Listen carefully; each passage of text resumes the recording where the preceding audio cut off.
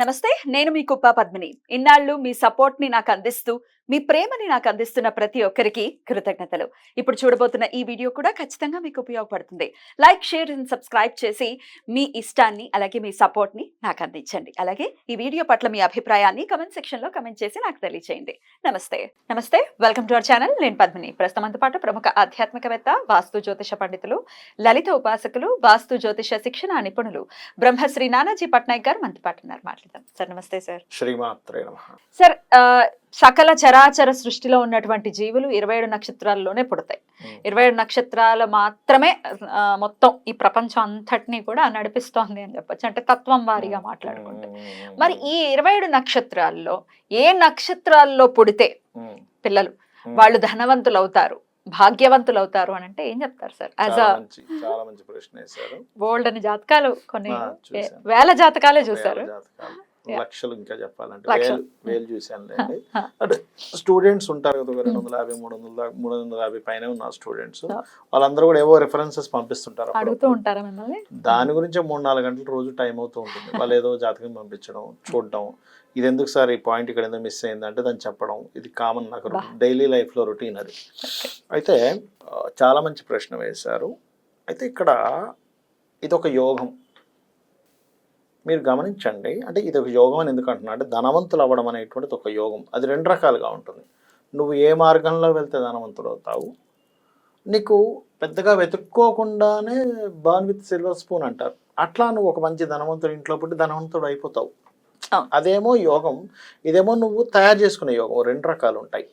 అయితే ఇక్కడ మనం నక్షత్రం బేస్లో మాట్లాడుతున్నాం కాబట్టి, మీరు అశ్విని నుంచి రేవతి వరకు 27 నక్షత్రాలు ఉన్నాయి చూసారా. మీరు ఈ ప్రపంచంలో ఉండేటువంటి ధనవంతులందరి జాతకాలు నేను చూశాను.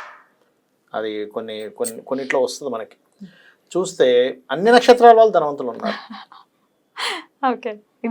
అన్ని నక్షత్రాల వాళ్ళు ధనవంతులు ఉన్నారు, అన్ని నక్షత్రాల వాళ్ళు అడుక్కునేవాడు జాతకం కూడా నేను చూసా. అడుక్కునేవాడు,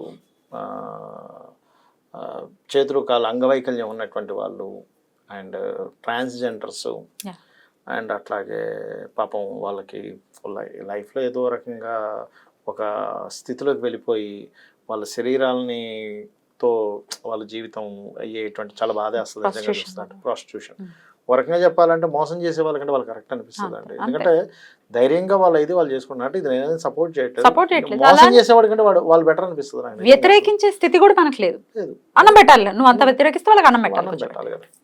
వాళ్ళ జాతకాలు కూడా నేను చూసాను, అంటే రీసెర్చ్ పర్పస్. ఎట్లా సార్ వాళ్ళని ఇప్పుడు ఒక యాచకుల జాతకం ఎట్లా వాళ్ళని అడిగి అడిగాను తెలుసుకోవడానికి, కానీ చాలా తక్కువ మంది దొరుకుతాయండి. అవి వాళ్ళకి తెలియదు కదా, ఇప్పుడు దొరకవు. ముష్టి యోగం అని ఉంటుంది యాచకుడికి. ఏ కాంబినేషన్ తో? థర్డ్ హౌస్ దారిద్ర స్థానం కదా హౌస్. అదే మంచి ధనవంతుల జాతకాలు నేను చూసినప్పుడు 2 and 11 కాంబినేషన్, భాగ్యం కాంబినేషన్ అద్భుతంగా ఉంటుందండి. అయితే నేను రీసెర్చ్లో కొన్ని వేల జాతకాలు చూసినప్పుడు నాకు అర్థమైన విషయం ఏంటంటే, మీకు ఎక్కడా కూడా పరాశర మహర్షి ఈ నక్షత్రంలో పుట్టినవాడు మాత్రమే ధనవంతుడు అవుతాడని రాయలేదు అనే విషయం తెలిసింది. అందరికీ ఛాన్స్ ఉంది. అయితే ఇక్కడ ఫార్ములా మాత్రం కూడా ఉంటుంది. అదేమిటి అంటే, పాయింట్ నెంబర్ 1, ఆ జాతకులకి ధనయోగం గనక బలంగా, అంటే ధనాధిపతి, పంచమాధిపతి అంటే లక్ష్మీ అధిపతి, అండ్ భాగ్యాధిపతి, లాభాధిపతి, కొన్నిసార్లు దశమాధిపతి కూడా ఇస్తాడు, అంటే కెరియర్ పరంగా ఎదిగేవారు. ఇవి గనక కరెక్ట్గా ఉండి వాళ్ళకి కరెక్ట్ ఏజ్లో రావాలి. మళ్ళీ ఇవి అంటే అట్లాగా ఓ 20వ ఏట నుంచి ఒక 45-50 ఏట మధ్యలో వస్తాయి ఆ దశలు, కలిసి వస్తుంది. చిన్నప్పుడు ఎప్పుడో అయిపోయింది, తల్లిదండ్రులు కలిసి వస్తుంది అప్పుడు మహా అంటే కొంతవరకు, లేదా ఎప్పుడో 70 ఏళ్ళకి వచ్చింది, KFC వాళ్ళకి కలిసి వచ్చినట్టుగా వస్తుంది. KFC అతను అదే కదా పరిస్థితి, 70వ ఏట అయ్యాడు. లక్ ఎవరంటే 20-25 ఏళ్ల వయసులో ధనయోగం పడితే వాళ్ళు బెస్ట్. అంటే అక్కడ ఏంటంటే మీకు వయసు ఉంది అనుభవించడానికి, ధనము ఉంది. అయితే ఇది ఒక రకం. ఇంకొంతమందికి ఎట్లా అంటే, వాళ్ళు ధనవంతులు ఎలా అయ్యారు అనేటువంటిది నేను వాళ్ళ జాతకాల రీసెర్చ్ తీసుకుంటే, వాళ్ళకి ధనయోగం ఇచ్చే రూట్లో వాళ్ళు ఉంటున్నారు. అంటే నేను మీకు చిన్న ఎగ్జాంపుల్ చెప్తాను చూడండి. ఒకతను ఇది దాదాపుగా ఒక 12 ఏళ్ళు అవుతుంది, ఆల్మోస్ట్ 12-13 years బ్యాక్ విషయం ఇది నేను మీకు చెప్పేది. ఆయన ఏం చేశాడంటే ఊర్లో ఉన్నటువంటి ఒక పొలాన్ని అమ్మేసి ఇక్కడికి వచ్చి ఒక ఫస్ట్ హోటల్ పెట్టాడు. బాగా ఖర్చు పెట్టి అసలు రూపాయి రాలేదు, పోయే డబ్బులను పోతే ఇంక ఇట్లా కాదు దాన్ని అమ్మేశాడు. ఎంతో కొన్ని డబ్బులు వచ్చాయి. ఆ డబ్బులతో తీసుకెళ్ళి ఆయన కూరగాయల షాప్ పెట్టాడు. ఆయన దరిద్రం ఏంటో 2 బిజినెస్ పెడితే 2 బిజినెస్లో డబ్బులు పోయాయి. ఇట్లా కాదని ఆయన ఏం చేశాడంటే ఏంటిది నేను ఇంత నిజాయితీగా ఉన్నాను అంటే అతని బాధ ఏంటంటే నేను మంచి సెంటర్లో పెట్టాను హోటల్, మంచి క్వాలిటీతో ఇచ్చాను, ఎంత మంచి క్వాలిటీ అయినా అంత మంచి క్వాలిటీ, పక్కన క్వాలిటీ ఇవ్వకపోయినా వాడు నడిచింది, నాకెందుకు నడవలేదు, ఏమిటి దరిద్రం ఏమిటి. సరే దాని తర్వాత కూరగాయలు తీసుకొచ్చి అమ్మినా సరే కూరగాయలు ఏమవుతుంది, హోటల్ బిజినెస్ కూరగాయల బిజినెస్ పరిస్థితి ఏంటంటే అమ్మితే అదే రోజు అమ్మాలి నువ్వు. హోటల్ నెక్స్ట్ డేకి అమ్మడానికి లేదు. అన్నం ఇవాళ ఉండే ఇవాళే అమ్మాలి, కూర ఇవాళ ఉండే ఇవాళ నేను రేపు అమ్ముకుంటా అంటే కుదరదు. ఏదైనా బట్టలు లేకపోతే కాస్మెటిక్స్ లేకపోతే వస్తువు అయితే మీరు రేపు కాదు నెల తర్వాత అమ్మవచ్చు. అన్నానికి ఛాన్స్ ఉండదు. ఇడ్లీ చేసావు పొద్దున్న నుంచి మధ్యాహ్నం లోపల అమ్మాయి, నేను నైట్ అమ్ముతా అన్నా కుదరదు, పాడైపోతుంది. కూరగాయ కూడా అంతే, 2-3 రోజులు 4వ రోజు దాటిందంటే కులిపోయింది. ఆయన 2 బిజినెస్లు అలాంటివి చేశాడు, మంచి పెట్టినా కూడా పోలేదు, ఆయన టైం అది. తర్వాత ఏం చేశాడంటే ఇట్లా కాదులే ఊరెళ్ళిపోదాము అని అనుకొని అతనికి ఒక ఫ్రెండ్ నాకు తెలిసిన పర్సన్ అనమాట, అతని త్రూగా ఒకసారి ఆయన చెప్పించుకోవడానికి కూడా రాలేదు యాక్చువల్గా. ఆయన ఈ 2 బిజినెస్ లాస్ అయిన వ్యక్తి ఇంకొక అతనికి జాతకంతో వచ్చాడు నా దగ్గరికి. వచ్చినప్పుడు నేను ఆయనకి అసలు చెప్పను కూడా చెప్పలేదు, మామూలుగా ఆయన పక్కన కూర్చుని నేను చెప్తున్నా ఇన్సిడెంట్స్ కొన్ని మ్యాచ్ చేస్తాను చెప్తుంటాం కదా. చెప్తున్నప్పుడు మీరు ఈ రూట్లో వెళ్ళండి డబ్బులు వస్తాయి, ఆ రూట్లో వెళ్తే రావు అని ఇతనికి వేరే దాని గురించి చెప్తున్నాను నేను. అంటే ఆయన ఏదో ఎందులో ఇన్వెస్ట్మెంట్ చేస్తానంటే మీరు ల్యాండ్స్ మీద పెట్టకండి, బికాస్ ఆఫ్ మార్స్ మీకు పాడయ్యాడు, కట్టిన గృహం మీద పెట్టండి అని చెప్తున్నా. అదేమిటి 2 ఒకటే కదా అని అడిగిన. లేదు సార్, అది గృహం అంటే is Venus, land is Mars.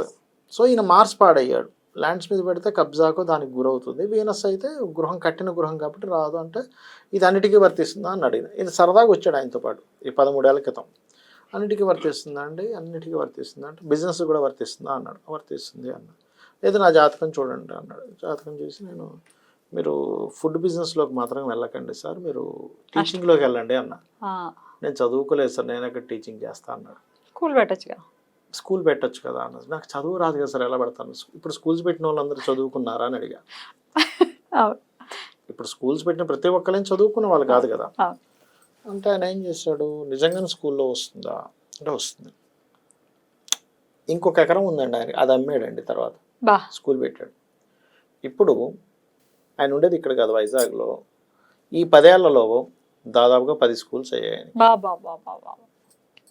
అంటే నేనేమంటానంటే ఒకటి మీకు కలిసి రావడం, రెండవది మీకు ఏది కలిసి వస్తుందో ఆ రూట్లోకి వెళ్ళడం, ఏ రూట్లో ఉండాలి ఇది తెలుసుకోగలగాలి. ఇంకోటి కూడా జరుగుతుంది ఒక్కోసారి. నేను కొన్ని కేసెస్ చూసాం, స్కూల్స్ పెట్టారు నడుస్తుంది, సడన్గా స్కూల్స్ డౌన్ కూడా అయిపోతాయి ఒక్కోసారి. ఎందుకంటే that is the depend on planetary దశలు అయిపోతూ ఆ దశ అయిపోయింది, అప్పుడు డల్ అవుతుంటుంది. అది ముందుగా తెలుసుకొని ఎందుకు డల్ అవుతుంది, ఏ గ్రహాన్ని చేసుకోవాలి అప్పుడు దాన్ని తెలుసుకోవచ్చు, స్ట్రెంథెన్ చేయొచ్చు. అంటే ఎలా అంటే చెప్తాను చూడండి, అలా దెబ్బతిన్న వాళ్ళ కేసెస్ కూడా నేను కొంచెం చెప్తాను. స్కూల్ పెట్టాను, నిజంగానే అతనికి జాతకంలో యోగం ఉంది, మంచి నడుస్తూ ఉంది. ఇక్కడ నుంచి దశ మారుతుంది, ఇక్కడ నువ్వు ఎక్స్ట్రా ఇన్వెస్ట్మెంట్స్ చేయకూడదని ఒక దశ వస్తుంది. గురుదశ అయిపోయింది ఆయనకి. ఇంకో కేసు ఇది, శని దశ వచ్చింది. ఈ శని బాలేడు. ఈయన ఏం చేశాడు, లోన్స్ తీసుకొచ్చి ఇంకో 4 స్కూల్ స్టార్ట్ చేశాడు. ఇక్కడ ఇన్వెస్ట్మెంట్స్ పెట్టకూడని టైంలో ఇది జాగ్రత్తగా కాపాడుకుంటే ఏది అయ్యేది కదా ఆయనకి. ఇక్కడ ఎప్పుడైతే పెట్టాడో ఈ శాటన్ దశ పెట్టడం, ఆ కన్స్ట్రక్షన్స్ మధ్యలో ఆగిపోవడం, వాటికి డబ్బులు తీసుకురావడం, అప్పులు తీసుకురావడం, ఈ అప్పులు తీర్చడానికి స్కూల్స్ అమ్మడం. వచ్చిందల్లా పోతుంది. అంటే ఏమిటి, నీకు దశ మారేటప్పుడు నువ్వు చెక్ చేసుకోవాలి ఒకసారి. దశ అంతర్దశలు మారేటప్పుడు కొన్ని సిమ్టమ్స్ కూడా జరుగుతుంటాయి మన చుట్టూ. పెద్ద పెద్ద దశలు అందులోన చాలా జాగ్రత్తగా ఉండాలి. చాలా జాగ్రత్తగా ఉండాలి. రాహు, గురువు, శని, బుధ, అంతే శుక్ర చూసుకోవాలి. అంటే ఇక్కడ మనం అర్థం చేసుకోవాల్సింది ఏంటంటే నక్షత్రం వల్ల కూడా ఎప్పుడు కూడా ధనవంతుడు అవ్వడు. నక్షత్రం మీ మనస్తత్వం చెప్తుంది, మీ మైండ్ సెట్ని చెప్తుంది, మీ తల్లిగారికి సంబంధించిన రిలేషన్ చెప్తుంది. Right sir. చంద్రుడు ఉండే నక్షత్రం కాబట్టి మీ మెంటాలిటీ, మీ టాలెంట్స్ అవి చెప్తుంది. కానీ మీ ధనయోగం ధనాన్ని చెప్తుంది. అది చూపించుకోవాల్సి ఉంటుంది. ఎందుకంటే ఇది నేను చెప్తున్న విషయం కాదు, పరాశర మహర్షి చెప్పాడు. అద్భుతంగా దశలు ఎలా పనిచేస్తాయి దానికి శ్లోకం చెప్పాడు. ఏ దశ పడితే ఆ దశ ఇవ్వదు. ఆత్మ సంబంధినో ఏచ ఏ నిజస ధార్మిన దశాంతర్దశాశ్వేవ దిశంతి స్వదశాఫలం. అది పిఏసి ప్లేస్మెంట్ ఆస్పెక్ట్ కంజంక్షన్ బట్టి ఇస్తుంది. మీరు ఇలా చూసుకోవాలి. కానీ ఈ నక్షత్రంలో పుడితే గొప్పోడైపోతారు, ఈ నక్షత్రంలో పుడితే అడుగు నక్షత్రం నాకు ఫేవరెట్ నక్షత్రం ఆరుద్ర నక్షత్రం. ఎందుకంటే ఆవిడ నాకు ఫేవరెట్ కాబట్టి బాగా. అద్భుతం, చాలా బాగా చెప్పారు. Right sir. ఇక దశలు ఖచ్చితంగా చూసుకోవాలి. అంటే జాతకం చూసుకుంటే ధనాధిపతిని బట్టి మనం అనాలిసిస్ చేయాల్సి ఉంటుంది అని చెప్తున్నారు. అద్భుతం సార్, చాలా బ్యూటిఫుల్ గా ఎక్స్ప్లెయిన్ చేశారు. కృతజ్ఞతలు సార్. నమస్తే. శ్రీమాత్రే నమః.